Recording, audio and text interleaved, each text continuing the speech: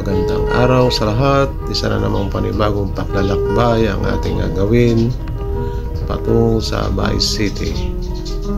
Isang lugar na kilala hindi lang sa kanyang malawak na mga taniman ng tubo, kundi pati na rin sa naggagandahang puno ng kahoy na bumabalot sa mga daanan. Pero bago natin silipin ang tanawin ng Baez, kilalanin muna natin ang isang kahangang-hangang lola, isang matandang magsasaka na sa kabila ng kanyang edad ay patuloy pa rin nagtatanim ng palay.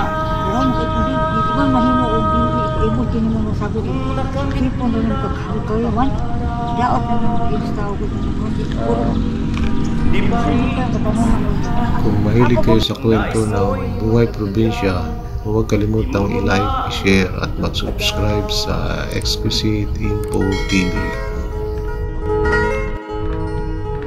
Bakit nga ba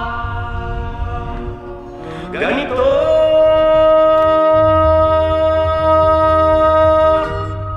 Ang tao'y walang kasiyahan.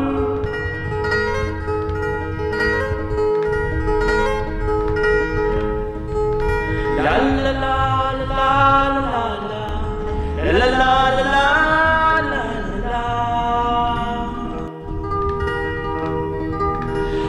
la la la la la la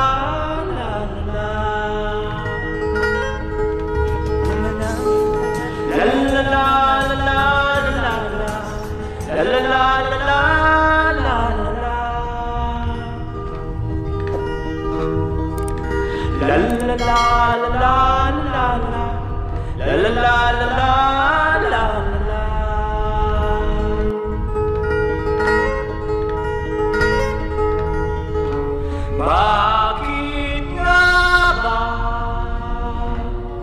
ganito?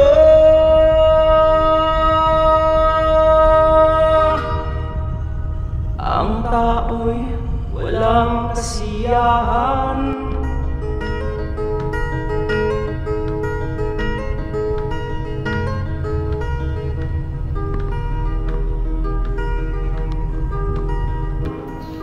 Nandito na po tayo sa lugar na ating takay. Alam niyo ba na ang Casa ay pinanganak mula sa tagumpay ng Central Azucarera de Baez Incorporated or CAB, na kung saan ay karamihan ay pagmamayari rin ng pamilyang Chan.